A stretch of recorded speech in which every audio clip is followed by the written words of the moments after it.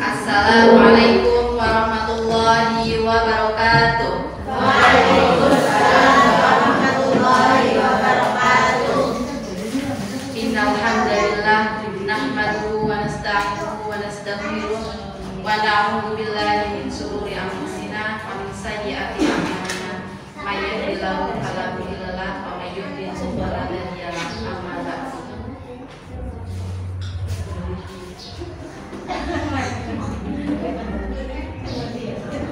Yang kami hormati Ustadz Nur Hakim Waras, SPDI, BSH, MPD selaku Kepala Sekolah SDIP Imam Syafi'i Tanahan. Yang kami hormati Ustadzah Umi Sa'adah selaku pembicara pada acara diseminasi menyebarkan pemahaman dan penerapan budaya positif di SDIT Imam Syafi'i Tanahan. Yang kami hormati segenap guru, ustadz dan ustadzah SDIT Imam Syafi'i. Acara yang pertama yaitu pembukaan.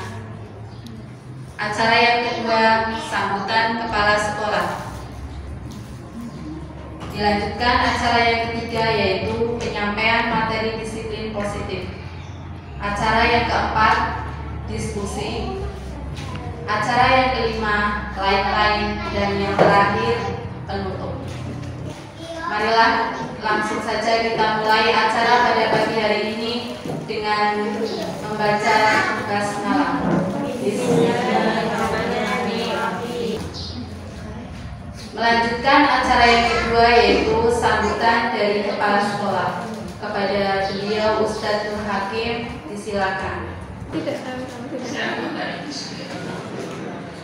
Assalamualaikum warahmatullahi wabarakatuh.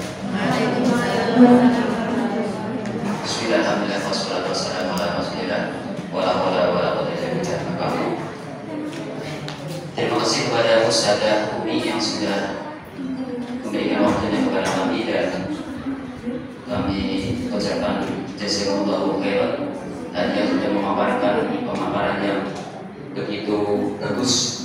Masya Allah buat teman-teman kita semuanya untuk menumbuhkan disiplin kepada kita semuanya, saya pribadi dan semuanya.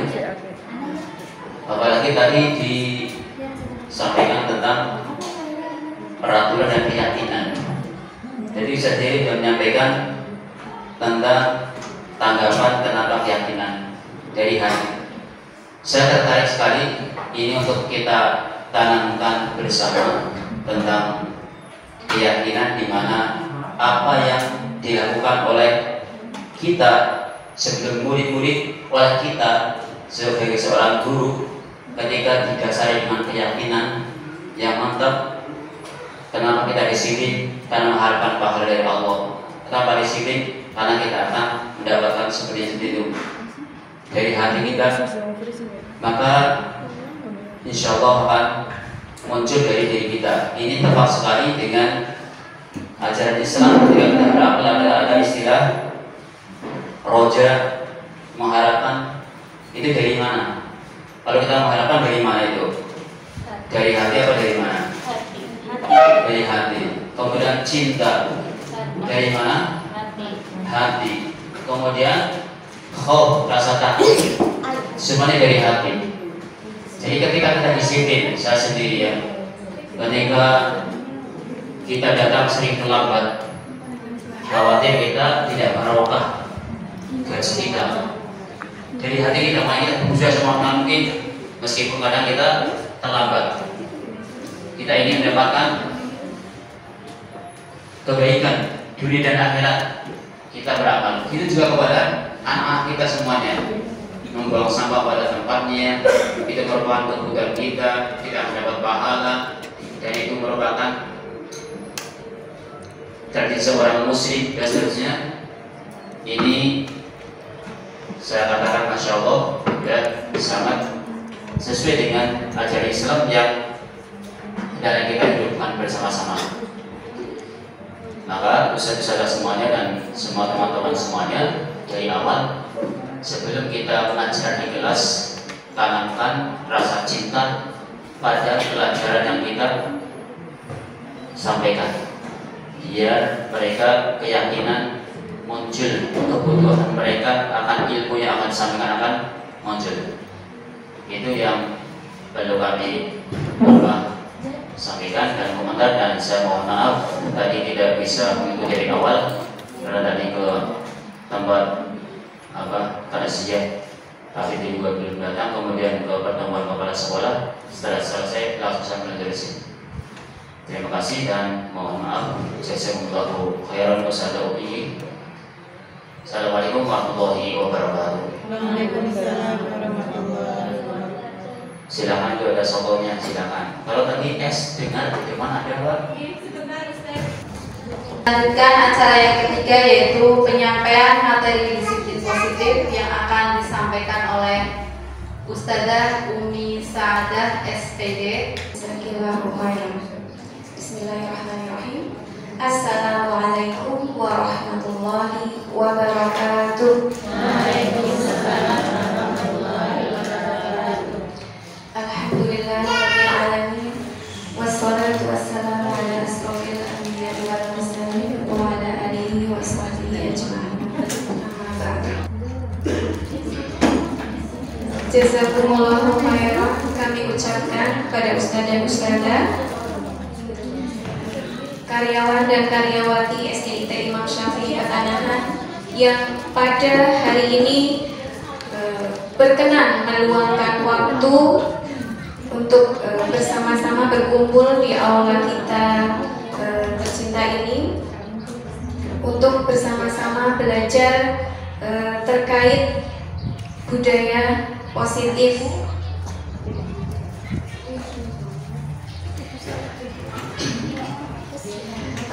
Ini sebagai aksi nyata saya di Pendidikan Guru Penggerak Angkatan 11 di modul 1.4, yaitu modul terakhir dari modul 1.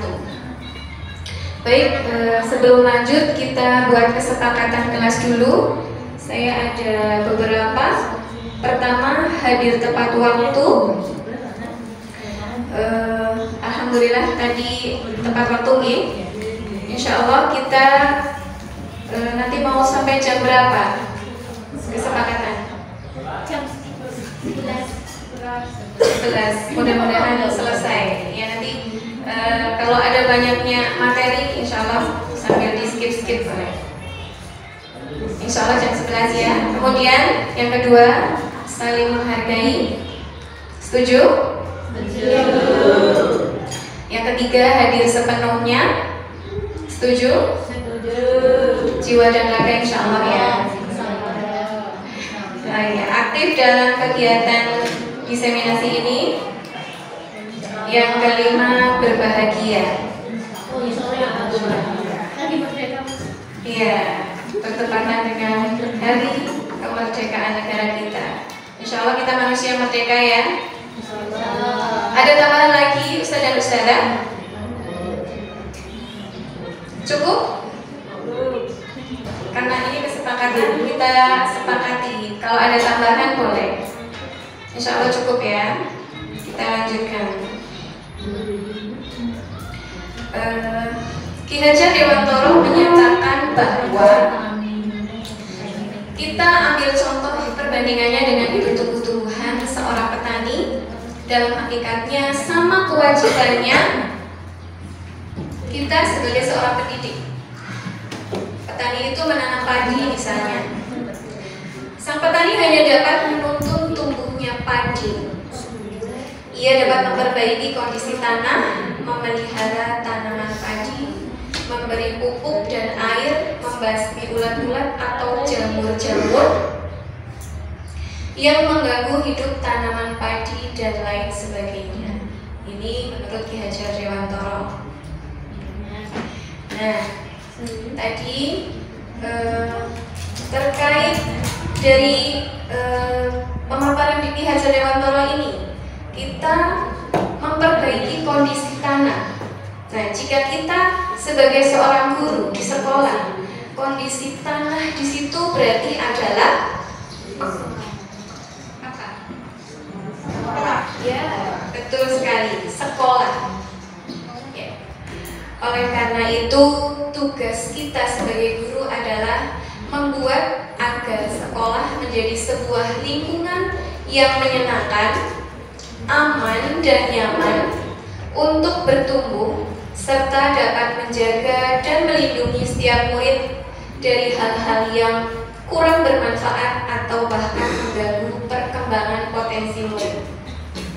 Lingkungan sekolah yang diharapkan adalah lingkungan yang saling mendukung, saling belajar, dan saling bekerja sama.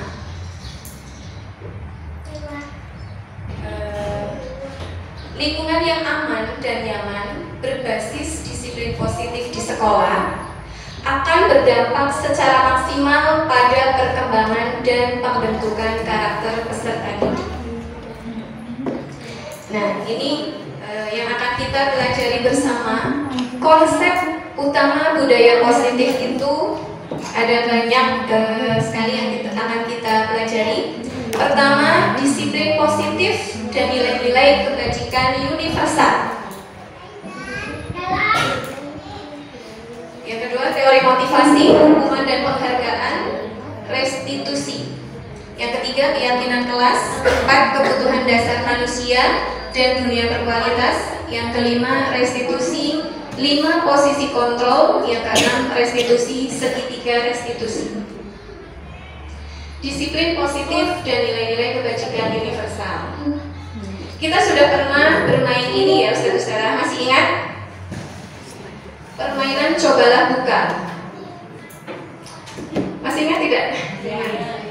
Iya, mau bermain atau kita langsung kita ingat ya? Iya, cobalah buka. Teman-teman waktu itu sudah bermain ini. Nah, dalam kegiatan ini sesungguhnya siapa yang memegang kendali atau kontrol untuk membuka atau menutup kepalan kanan? Ya? Yang mengepal. Berarti diri kita sendiri ya. Meskipun dengan berbagai ancaman, intimidasi atau bahkan iming-iming hadiah ya, tetap kontrol itu ada pada diri kita sendiri yang menggenggam atau yang membuka. Terlihat jelas saudara-saudara? Ya. Kita menuju ke perubahan paradigma stimulus respon menuju teori kontrol. Bisakah kita mengontrol seseorang?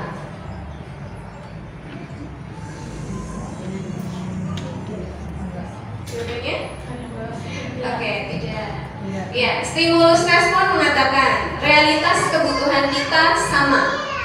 Teori kontrol, berdasarkan teori kontrol, realitas atau kebutuhan kita berbeda. Semua orang melihat hal yang sama. Teori kontrol, setiap orang memiliki gambaran berbeda. Misalnya, ketika hujan turun, pedagang es mungkin bisa jadi menggerutu ya. Yang senang siapa Ustazah? Bakso. Ya, betul, Masya Allah. Pedagang bakso. Nah itu, setiap orang, setiap kita memiliki gambaran yang berbeda. Kita mencoba mengubah orang agar berpandangan sama dengan kita. Teori kontrol menyatakan kita berusaha memahami pandangan orang lain tentang dunia. Stimulus respon, perilaku buruk dilihat sebagai suatu kesalahan. Teori kontrol berkata semua perilaku memiliki tujuan. Orang lain bisa mengontrol saya, hanya saya yang bisa mengontrol diri saya sendiri.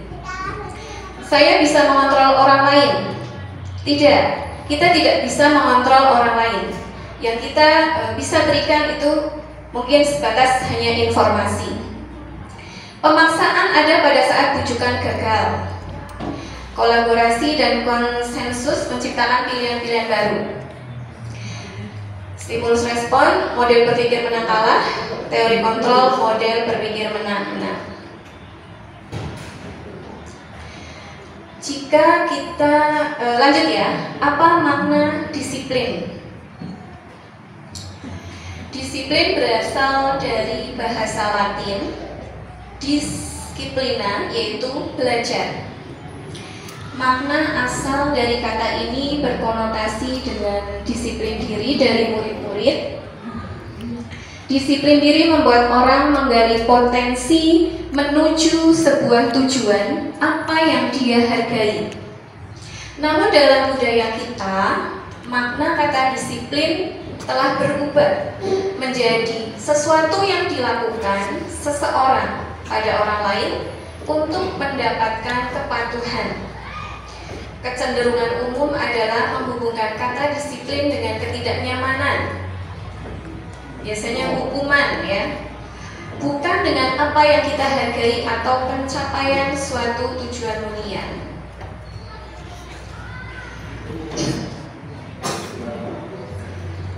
Ya, ini terbalik tadi biasanya. Ya. Ketika mendengar kata disiplin, apa yang terbayang di benak Ustadz dan Ustadzah? Teratur. Apa lagi? Kasih. Datang kasih kata Ustadzah Bunga. Tepat waktu. Oke, Masya Allah. Ya, kata disiplin juga sering dihubungkan tadi dengan hukuman, ketidaknyamanan. Padahal itu sungguh sangat berbeda. Karena belajar tentang disiplin positif tidak harus dengan memberi hukuman. Justru itu adalah alternatif terakhir. Bahkan bila perlu tidak digunakan sama sekali. Kita lanjut ke nilai-nilai kebijakan universal. Nilai-nilai kebajikan adalah sifat-sifat positif manusia yang merupakan tujuan mulia yang ingin dicapai setiap individu. Nilai-nilai tersebut bersifat universal dan lintas bahasa, suku bangsa, agama maupun latar belakang. Nilai kebajikan universal menurut William Glasser pada teori kontrol, setiap perilaku atau perbuatan memiliki suatu tujuan. Dengan mengaitkan nilai-nilai kebajikan yang diyakini, seseorang motivasi intrinsiknya akan terbangun sehingga menggerakkan motivasi dari dalam untuk dapat mencapai tujuan mulia yang diinginkan. Nilai-nilai kebajikan yang diharapkan pendidikan Indonesia itu apa sih?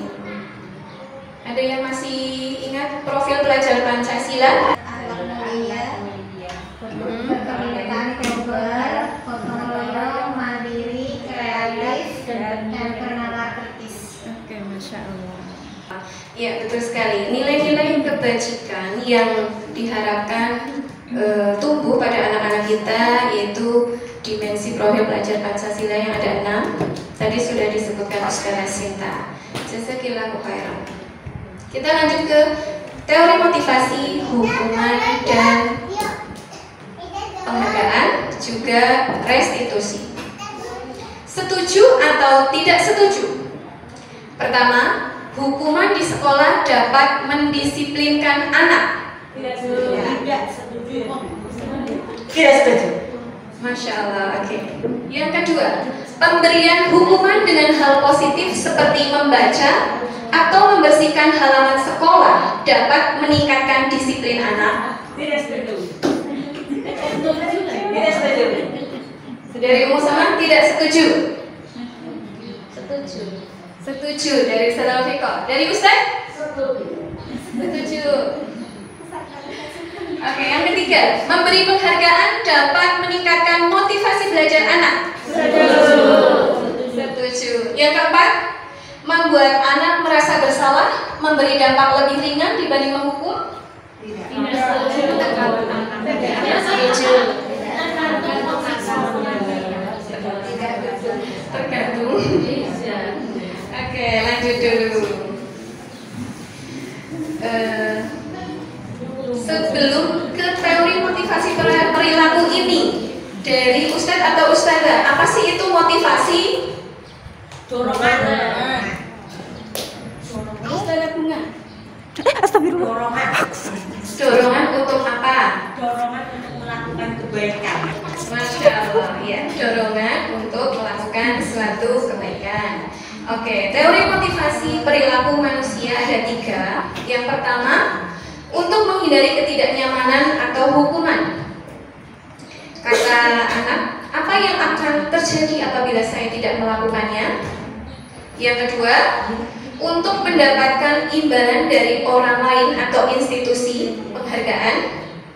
Apa yang akan saya dapatkan apabila saya melakukannya? Dan yang ketiga, untuk menghargai diri sendiri. Saya akan menjadi orang yang saya inginkan dan menghargai diri sendiri dengan nilai-nilai yang saya percaya. Ini yang dinamakan motivasi internal atau intrinsik. Tujuan dari disiplin atau budaya positif. Dan yang nomor 1 dan 2 adalah motivasi eksternal. Oke, bisa dilanjut? Menurut Ki Hajar Dewantoro, siapa yang mau membacakannya? Ustazah Anti. Apa itu merdeka menurut Ki Hajar Dewantoro? Merdeka itu artinya tidak hanya terlepas dari pemerintah, akan tetapi juga cakap kuat memerintah diri sendiri. Ya, oke, jazakillahu khairan. Merdeka menurut Ki Hajar Dewantoro artinya tidak hanya terlepas dari perintah, akan tetapi juga cakap untuk memerintah diri sendiri. Dihukum oleh penghargaan. Bahwa penghargaan berlaku sama dengan hukuman, dalam arti meminta atau membujuk seseorang melakukan sesuatu untuk memenuhi suatu tujuan tertentu dari orang yang meminta atau membujuk. Dorongannya ini adalah eksternal dan akan ada faktor ketergantungan. Berbeda dampak dari pemberian penghargaan. Ada beberapa pengaruh dihukum oleh penghargaan. Penghargaan bisa merusak hubungan. Penghargaan menurunkan kualitas. Penghargaan mematikan kreativitas. Penghargaan mengurangi motivasi intrinsik. Ini ada penelitiannya, insya Allah nanti disampaikan di lain waktu. Seperti penghargaan merusak hubungan. Contohnya begini, ketika kita memberikan penghargaan untuk satu siswa di depan teman-teman, atau misalnya atasan memberikan penghargaan kepada pegawainya di depan teman-temannya, itu bisa menimbulkan iri di hati teman-temannya. Itu contohnya. Ini yang melakukan penelitian adalah Alficon, mengemukakan baik penghargaan maupun hukuman adalah cara mengontrol perilaku seseorang yang menghancurkan potensi untuk pembelajaran yang sesungguhnya. Menurut Kohn, secara ideal tindakan belajar itu sendiri adalah penghargaan sesungguhnya. Contohnya anak-anak yang masih dalam tahap belajar membaca, mereka itu yang termotivasi untuk aku ingin bisa. Nah, dari belajar itu sendiri, dari kesungguhan belajar itu adalah penghargaan baginya. Dan penghargaan lebih lagi ketika Masya Allah, Alhamdulillah aku udah bisa gitu, udah bisa membaca. Itulah penghargaan yang sesungguhnya. Ini ada cerita, saya ambil dari LMS tugas. Ibu Anas, guru kelas 2 SD, mendapatkan masalah. Murid-muridnya tidak bisa tertib berdiri antri di depan pintu kelas dan selalu berebut masuk ke dalam kelas setelah jam istirahat usai.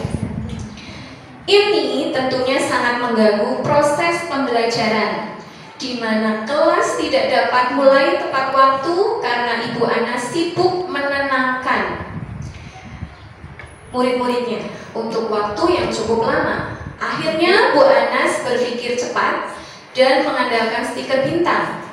Setiap murid-muridnya akan masuk kelas usai jam istirahat. Bu Anas mengiming-imingi murid-muridnya dengan stiker bintang. Siapa yang dapat berdiri lurus dan berbaris rapi antri di depan pintu dapat bintang dari Bu Anas.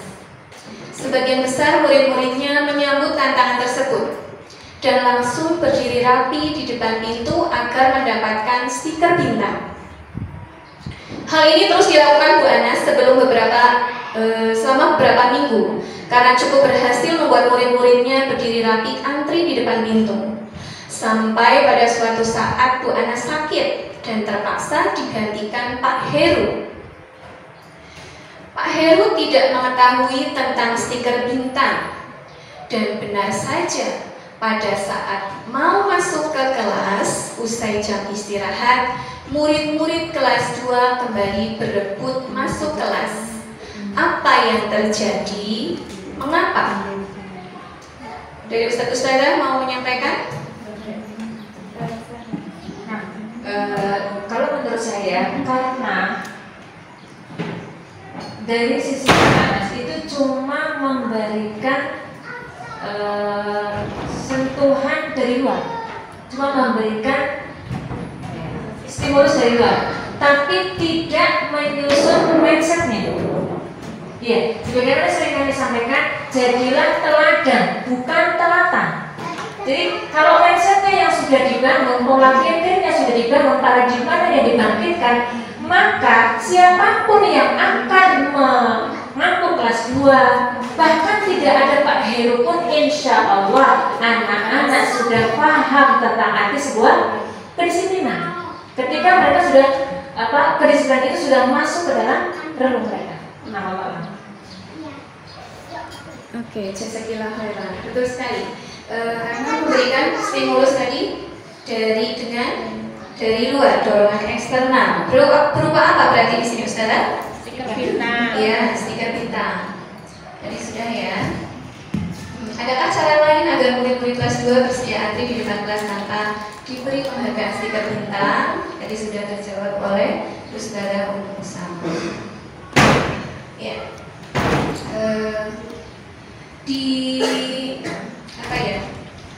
Ketika kita yang motivasi eksternal berupa penghargaan, kemudian hukuman sebisa mungkin kita hindari, lalu bentuk program kebajikan apa yang bisa kita terapkan.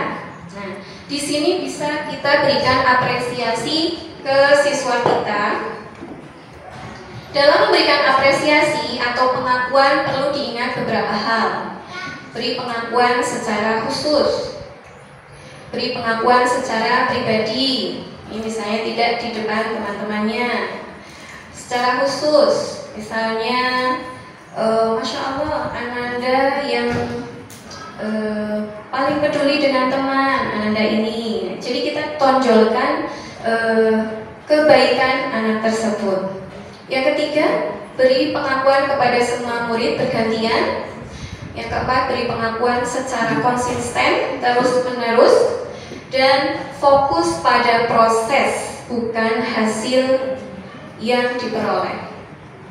Contoh pengakuan atau apresiasi kebajikan. Pembukanya, kemarin saya perhatikan nilai kebajikannya, rasa empatimu besar sekali nak pada saat menolong murid baru di kelas kita. Nah, yang kedua, contoh yang lain, saya menghargai kepedulianmu pada saat kamu membantu teman-temanmu di tugas kelompok.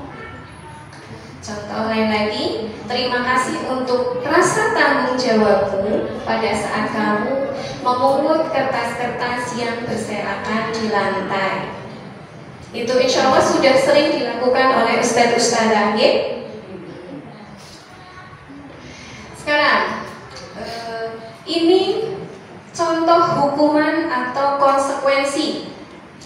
Yang pertama, mencatat 100 kali di dalam buku kalimat saya tidak akan terlambat lagi karena terlambat ke sekolah. Hukuman. Lari mengelilingi lapangan basket 2 kali karena terlambat hadir di sekolah. Murid diminta untuk push up 15 kali karena tidak menggunakan masker ke sekolah. Menggantikan kertas tugas teman yang telah dicoret-coret. Konsekuensi. Membersihkan tumpahan air di meja tulis karena tersenggol pada saat belajar. Meminta murid tidak mengenakan sepatu seharian di sekolah karena tidak menggunakan sepatu hitam. Hukuman. Lari mengelilingi lapangan basket 2 kali karena terlambat 10 menit untuk pelajaran PCOK. Itu konsekuensi. Mungkin ini sudah perjanjian dulu dengan ustadznya Pak ya. Oke, yang tadi benar ya? Oke, lanjut. Ini terlihat tidak ya? Hukuman, kemudian hukuman versus konsekuensi versus restitusi. Saya bacakan sekilas. Hukuman itu masuknya ke identitas gagal. Kalau kita menerapkan konsekuensi dan restitusi, insya Allah sudah masuk ke identitas sukses. Hukuman itu sesuatu yang menyakitkan harus terjadi. Konsekuensi sesuatu harus terjadi. Restitusi merupakan pilihan. Hukuman tidak nyaman untuk murid atau anak untuk jangka waktu panjang. Konsekuensi tidak nyaman untuk murid atau anak untuk jangka waktu pendek. Restitusi menguatkan untuk murid atau anak dalam jangka waktu panjang. Hukuman murid atau anak akan tersakiti. Konsekuensi murid atau anak dibuat tidak nyaman. Kalau restitusi, murid anak mendapat penguatan. Hukuman, sistem tidak akan berjalan bila murid tidak takut. Jadi bisa jadi anak lah paling nanti disuruh bersihin WC. Nah itu, jadi sistem yang kita jalankan itu tidak berjalan kalau murid tidak takut. Kemudian konsekuensi memerlukan monitoring dan supervisi terus-menerus dari guru. Kita mengawasi terus. Kemudian murid belajar bertanggung jawab. Kalau restitusi, murid belajar bertanggung jawab untuk perilakunya. Next ya. Apa itu restitusi? Restitusi adalah proses menciptakan kondisi bagi murid untuk memperbaiki kesalahan mereka sehingga mereka dapat kembali ke kelompok mereka dengan karakter yang lebih kuat. Gosen 2004. Restitusi juga merupakan proses kolaboratif yang mengajarkan murid untuk mencari solusi atas masalah mereka dan membantu murid untuk berpikir ingin menjadi orang seperti apa mereka, tujuan mulia, dan bagaimana mereka memperlakukan orang lain. Ciri restitusi, pertama, belajar dari kesalahan, bukan menebus kesalahan. Yang kedua, memperbaiki hubungan. Yang ketiga, menawarkan, bukan memaksa. Yang keempat, restitusi diri adalah cara terbaik. Kemudian menuntut untuk melihat ke dalam diri. Keenam, mencari kebutuhan dasar yang mendasari tindakan.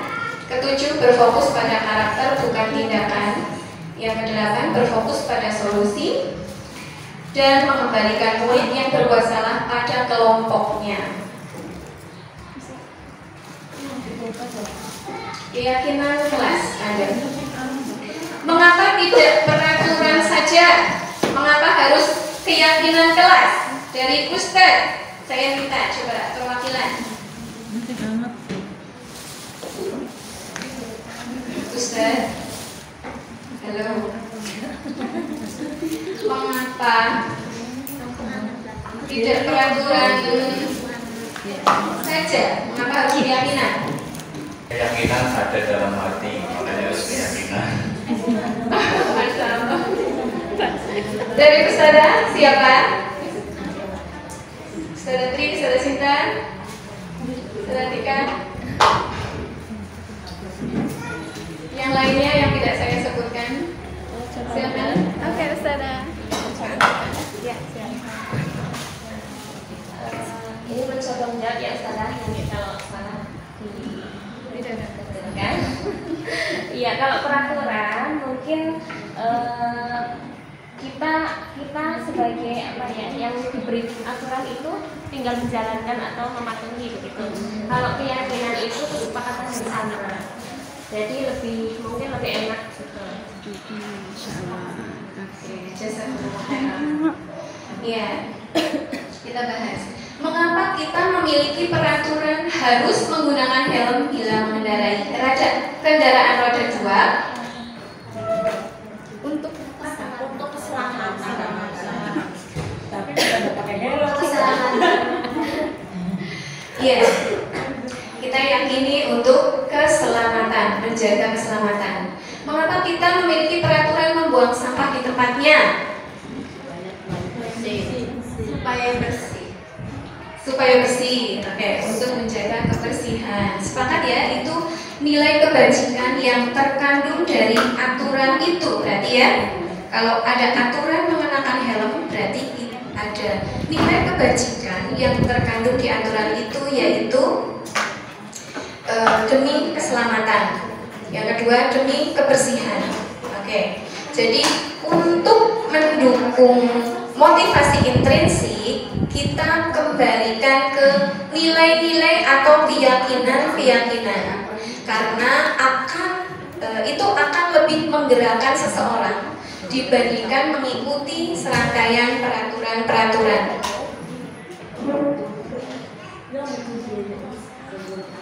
Ya.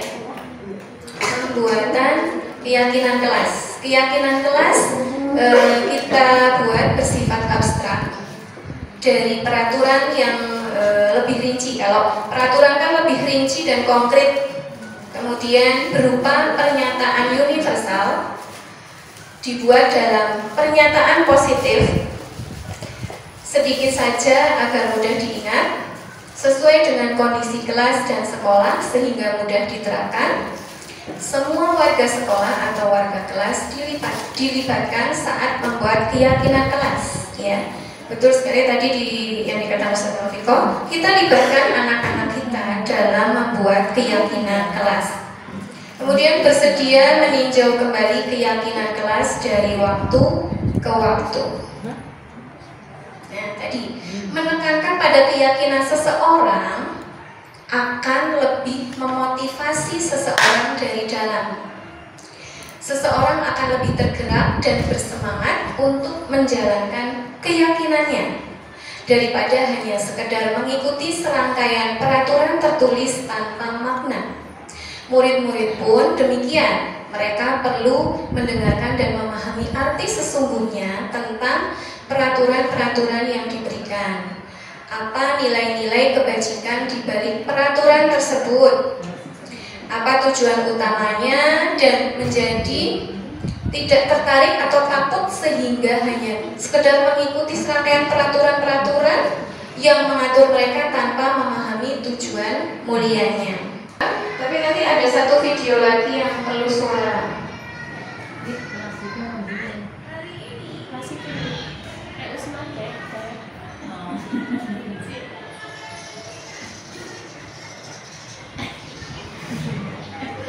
Jadi keyakinan kelas itu kita tadi yang sudah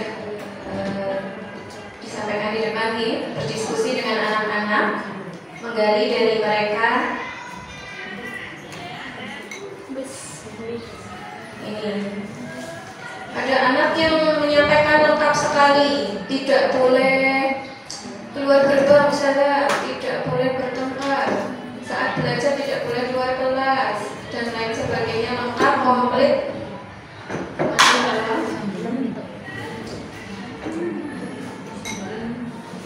Kemudian dari yang disebutkan oleh anak-anak tadi, masih ketika kalimatnya masih negatif ya, tidak boleh dan tidak boleh, itu kita ubah menjadi kalimat positif. Misalnya tidak boleh terlambat datang, kita ubah menjadi datang tepat waktu. Ya, itu tahapannya. Kemudian setelah berubah menjadi kalimat positif, kita gali dari anak-anak. aturan-aturan itu nilai kebajikan apa sih yang diyakini oleh anak-anak, seperti contohnya rukun dengan teman. Berarti nilainya yang diyakini adalah kita saling menghormati. Kemudian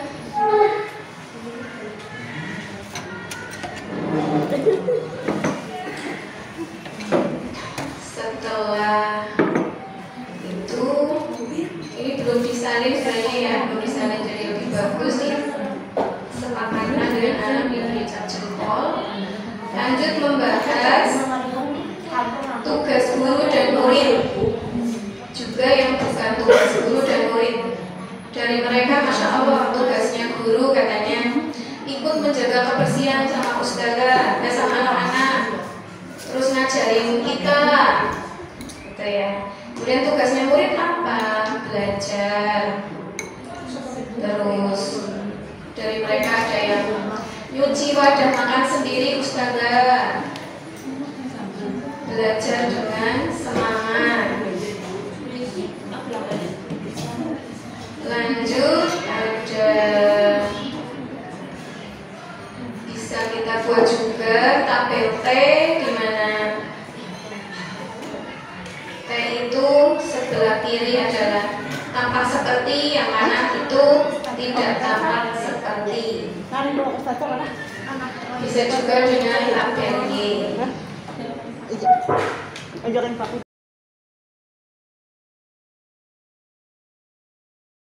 Kira-kira apa saja yang untuk memenuhi?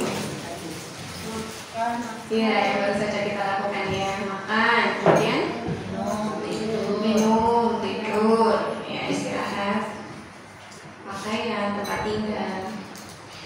Ada kebutuhan yang lain, kebutuhan kasih sayang dan rasa diterima, kemudian penguasaan, kesenangan, juga kebebasan. Di sini ada contohnya perilaku siswa. Ketika memukul teman yang menghinanya, kebutuhan yang mungkin berusaha dia penuhi adalah kekuasaan atau power, katanya untuk membela diri. Kemudian pertanyaan pada siswa seharusnya, apakah ada cara untuk memenuhi kebutuhan kekuasaan tanpa melakukan kekerasan? Perilaku siswa yang lain, misalnya menyebarkan gosip tentang teman sekelas. Kebutuhan yang mungkin berusaha dipenuhinya adalah cinta dan kasih sayang. Kalau saya menjelek-jelekan orang lain, mungkin ada orang yang akan suka sama saya. Pertanyaan pada siswa, apakah ada cara untuk memenuhi kebutuhan cinta dan kasih sayang tanpa merusak reputasi orang lain? Mari kita belajar memahami kebutuhan. Nomor 1, ada anak yang senang banget lari-larian. 1, ibu kejar aku karena ibu guru sayang aku. Kebutuhan apa yang dipenuhi anak ini? Saudara-saudara? Ya, betul. Kasih sayang.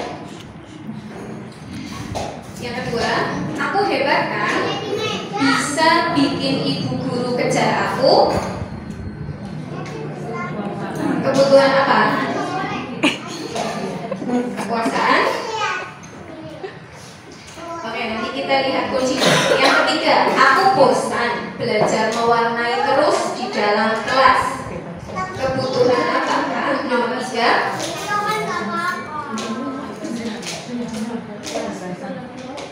Kebutuhan apa, saudara? Ya, betul. Coba kita lihat kuncinya.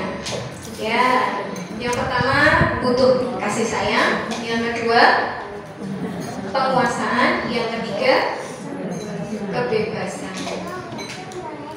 Nah, jadi nanti kita perlu pahami, kita perlu gali dari anak-anak kebutuhan apa yang ingin mereka penuhi ketika mereka itu berperilaku atau bertindak. Sekarang lanjut ke 5 posisi kontrol. Posisi kontrol guru kita sebagai guru ada yang pertama menghukum, kedua membuat orang merasa bersalah, yang ketiga posisi sebagai teman, yang keempat pemantau dan manajer. Di samping kiri ada guru berbuat, guru berkata hasilnya kaitan dengan dunia berkualitas, murid berkata dampaknya pada murid. Untuk yang penghukum biasanya itu menghardik, menunjuk-nunjuk, menyakiti, menyindir, awas gitu ya. Biasanya kalimatnya ada kata awas. Untuk video lengkapnya contohnya sudah saya kirim di grup guru ya, nanti bisa disaksikan bersama. Kemudian membuat orang merasa bersalah, berceramah dan mengatakan seharusnya begini, ibu kecewa sama kamu. Kemudian teman membuatkan alasan-alasan untuk muridnya.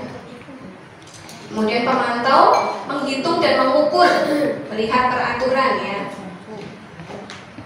Manajer akan mengajukan pertanyaan-pertanyaan, mengajak diskusi. Kemudian guru berkata, kalau kamu tidak melakukannya, awas ya, rasakan.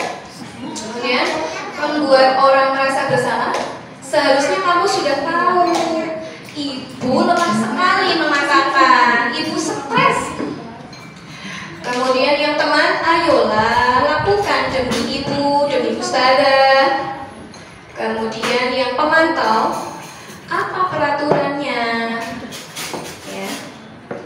Yang manajer, apa yang kita yakini, apa yang bisa kita kerjakan untuk memperbaiki masalah ini.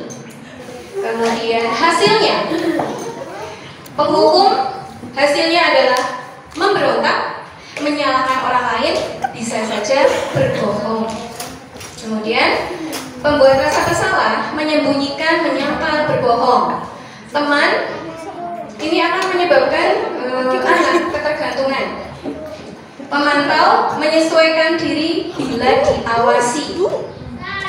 Sedangkan ketika guru bertindak sebagai manajer, menguatkan pribadi, itu akan menguatkan pribadi murid.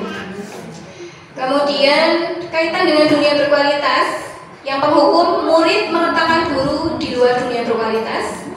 Yang pembuat rasa bersalah, murid meletakkan guru di dalam dunia berkualitas. Teman murid meletakkan guru sebagai orang yang sangat penting di dunia berkualitas. Yang pemantau murid meletakkan guru, peraturan dan hukum di dunia berkualitas. Manajer murid meletakkan dirinya sebagai individu yang positif dalam dunia berkualitas. Murid berkata, untuk penghukum, biarkan saja, nanti juga marah-marah lagi. Kemudian membuat orang merasa bersalah, maafkan saya, teman, saya pikir bapak ibu teman saya, ternyata begitu. Kemudian pemantau, berapa banyak bintang yang saya harus peroleh, berapa halaman yang harus saya tulis. Untuk manajernya, bagaimana caranya saya bisa memperbaiki keadaan. Dampak pada murid, penghukum akan mengulangi kesalahan. Membuat orang merasa bersalah, merasa rendah diri. Teman lemah, tidak mandiri, tergantung. Yang pemantau menitik beratkan pada konsekuensi atau hadiah untuk dirinya. Manajer mengevaluasi diri, bagaimana cara memperbaiki diri. Lanjut, ini videonya sudah saya kirim di Ustadz untuk mempersingkat waktu, nanti ditonton sendiri.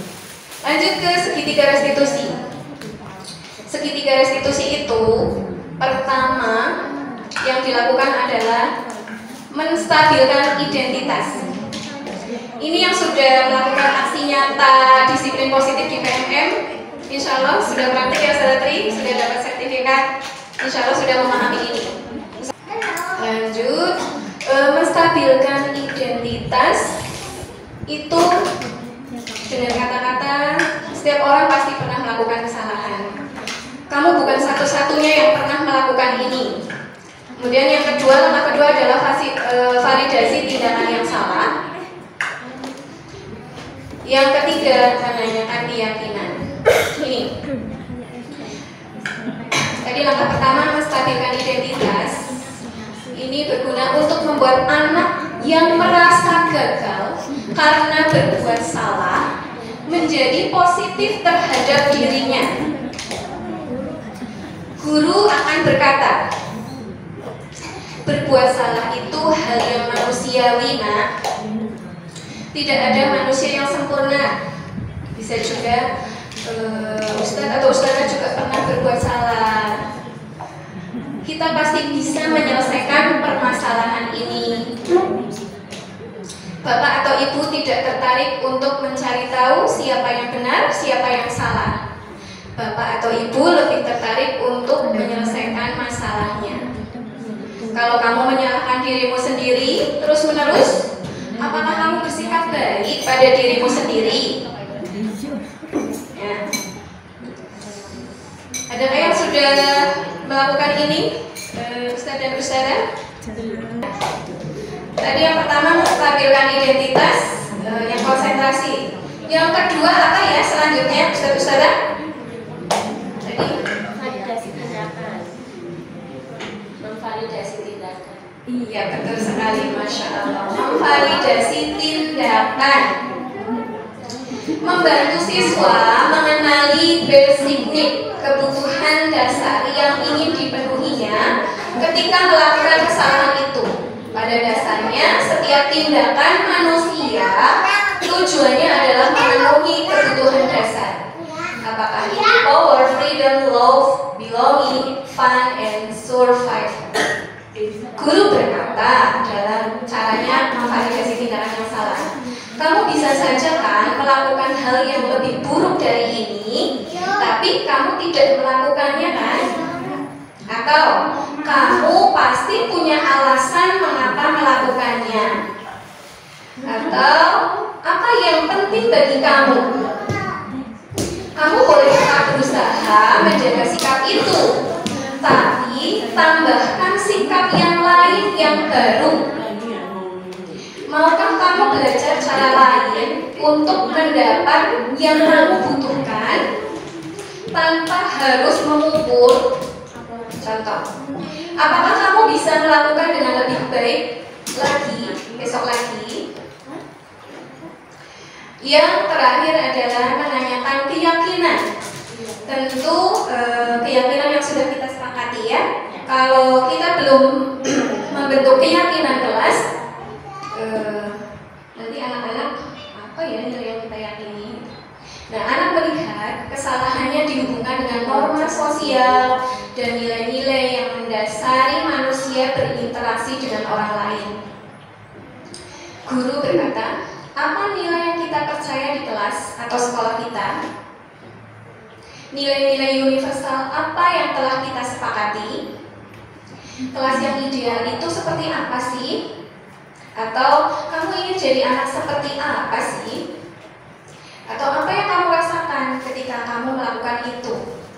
Kamu menjadi orang yang seperti apa? Jazakumullah khairan atas perhatiannya. Barakallahu fiikum.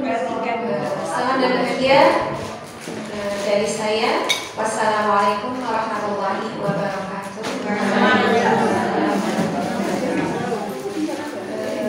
Waktu dan tempat saya kembali ke Aisha.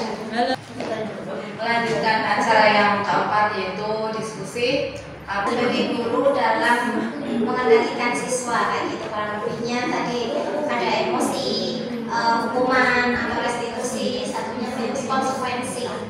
Nah,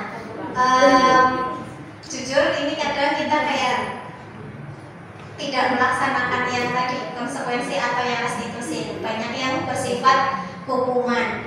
Nah, menurut Ustazah gimana sih untuk kondisi siswa khususnya laki-laki dan perempuan saja berbeda, dari segi untuk menertibkan atau segi membangun tanggung jawab siswa terhadap tugasnya, terhadap kedisiplinan itu sendiri.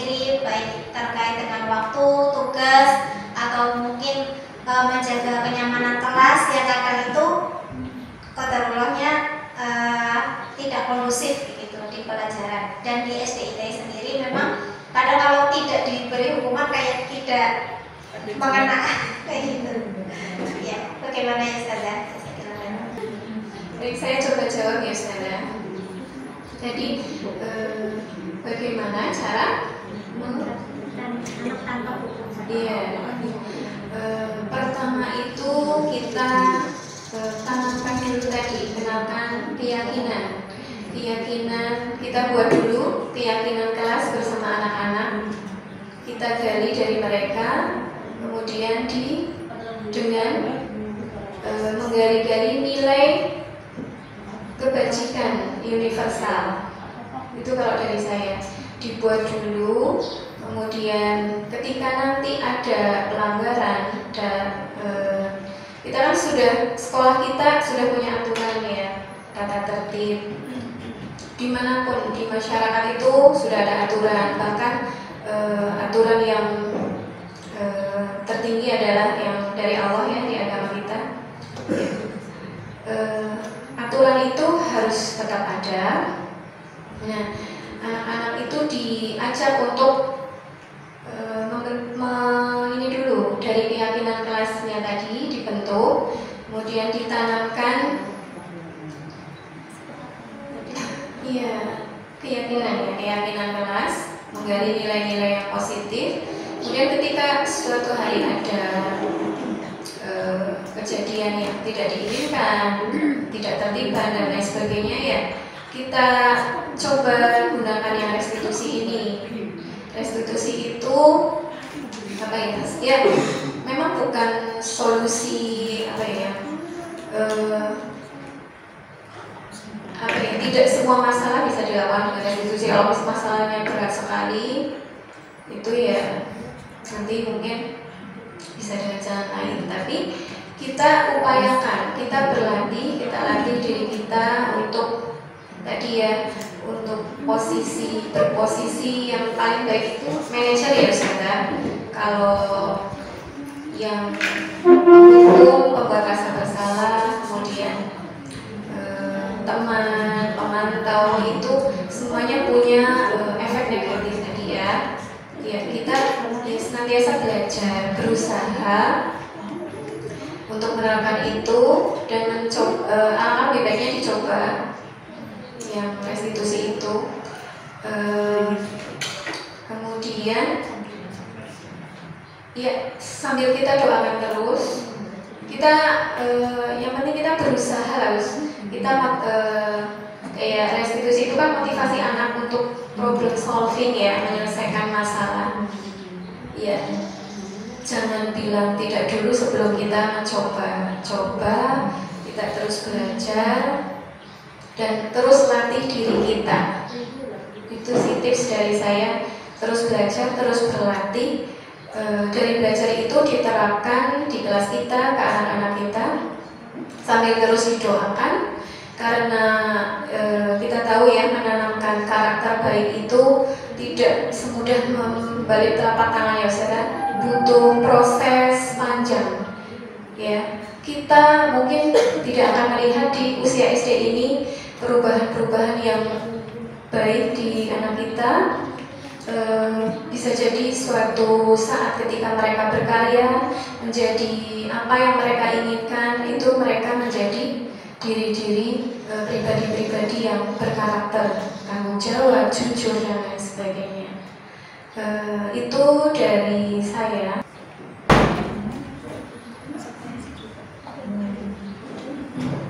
Ya, saya mencoba menambahkan sedikit seperti kata Ustazah Umi Sanada. Ini dulu saya pernah menerapkan, memang ketika anak ada masalah itu saya sudah membuat konsekuensinya.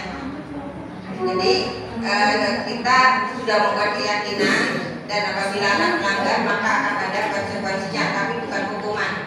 Kayak saya di kelas 3B sekarang saya kasih konsekuensi ketika mereka lupa tidak membuat PR, itu konsekuensinya saya suruh untuk menulis Al-Quran 1/4 halaman atau menghafal surat baru 5 ayat.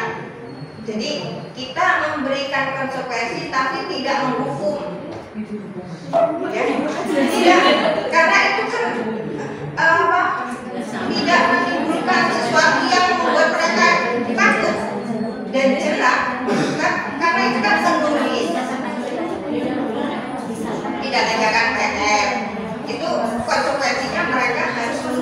seperempat halaman. Jadi atau satu halaman, setengah halaman atau satu halaman. Jadi kita memberikan konsekuensinya itu tidak yang membuat mereka itu suruh bersih ini, suruh ini. Tapi mereka ya walaupun kita itu termasuk mungkin itu hukuman, tapi itu konsekuensi namanya. Dan tidak dan hukumannya konsekuensinya itu tidak membuat sakit hati mereka, tapi membuat mereka malah bisa hafal Al-Quran, tulisan mereka lebih bagus. Kalau saya, jadi kalau memang kita bisa untuk melakukan restitusi secara yang tadi sesuai dengan yang prinsip itu, kita harus bisa membuat konsekuensi. Dan konsekuensinya ini jangan membuat anak itu menjadi takut sama gurunya atau bagaimana.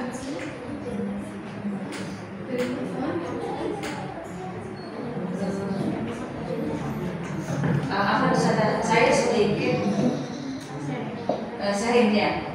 Kalau menurut saya itu masih hukuman, karena belum menyelesaikan masalah PR yang belum dikerjakan. Jadi kalau menurut saya karena maksudnya apa ya? Mungkin itu hukuman, tapi mungkin hukuman yang didik, yang arahnya ke positif.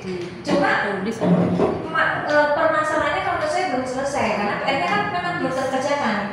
Kalau konsekuensi menurut saya itu karena dia belum mengerjakan, tapi karena sekarang itu KPM berjalan, itu dipending dulu.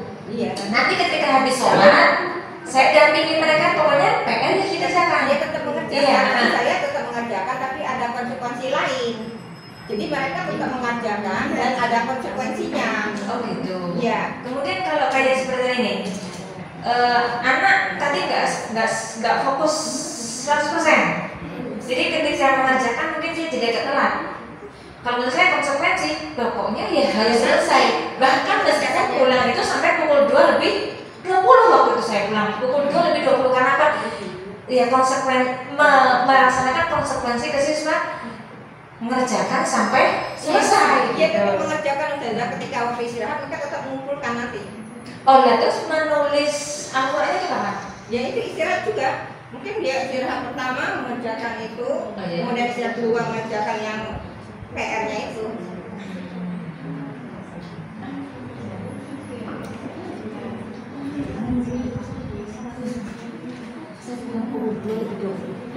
Saya kita kembali lagi ke sini berarti.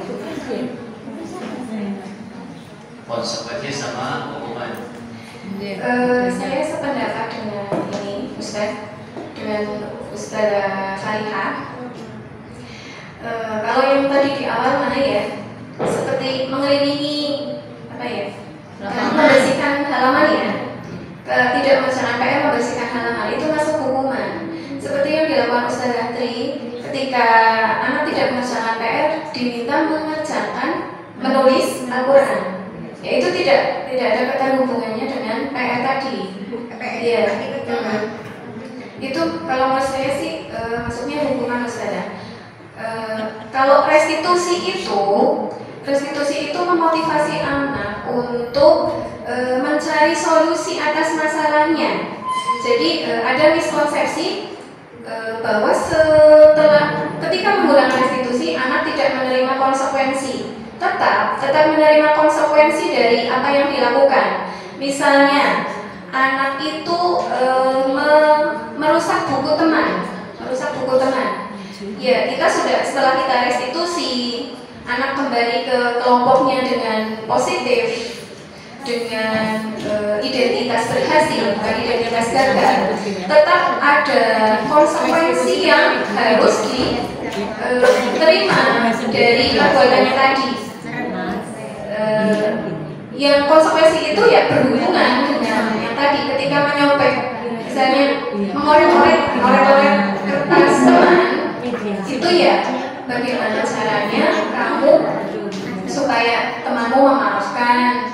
Kemudian mungkin konsekuensinya adalah mengganti buku teman, itu masuk konsekuensi. Kalau yang tidak ada ketersambungannya dengan apa yang dilakukan, itu nanti masuknya ke hukuman.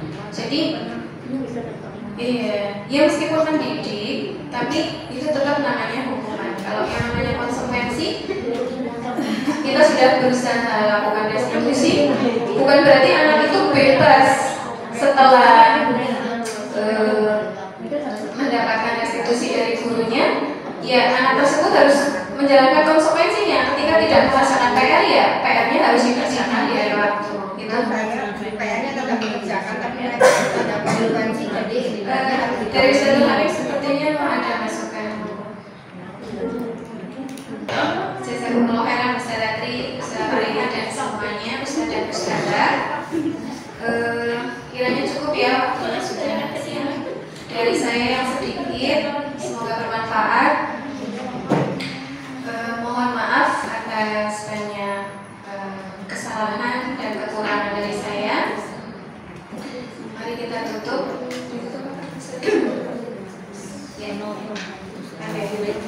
Assalamualaikum warahmatullahi wabarakatuh.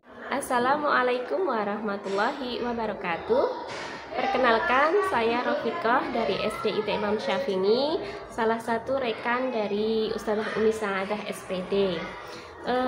Dari materi yang dipaparkan oleh beliau, kami mendapatkan banyak ilmu yang sangat bermanfaat tentang berbagai hal terkait disiplin positif, yang mana dengan ilmu tersebut kami bisa mencoba menerapkan untuk menanamkan disiplin positif kepada anak didik kita, di mana dengan penerapan tersebut dapat diharapkan anak didik kita memiliki motivasi yang baik, menjadi orang yang mereka inginkan dan menghargai diri sendiri dengan nilai-nilai yang mereka yakini, tanpa adanya paksaan ataupun ancaman yang mungkin lebih banyak cenderung memiliki dampak yang kurang baik.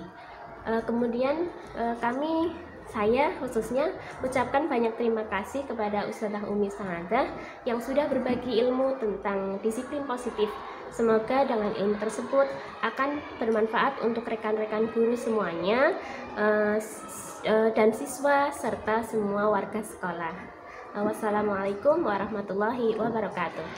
Assalamualaikum warahmatullahi wabarakatuh. Perkenalkan, saya Ustazah Triwidiati yang merupakan rekan kerja dari Ustazah Umi Saadah dari SDIT Imam Syafi'i.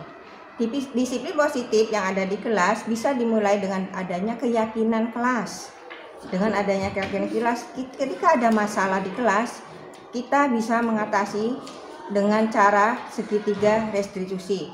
Yang diharapkan dengan segitiga restitusi itu akan memunculkan motivasi dari dalam diri siswa, yang ini akan membentuk siswa menjadi siswa yang berbudaya positif, yang akan berguna untuk masa depannya karena dia akan lebih bertanggung jawab dan lebih disiplin dalam segala hal.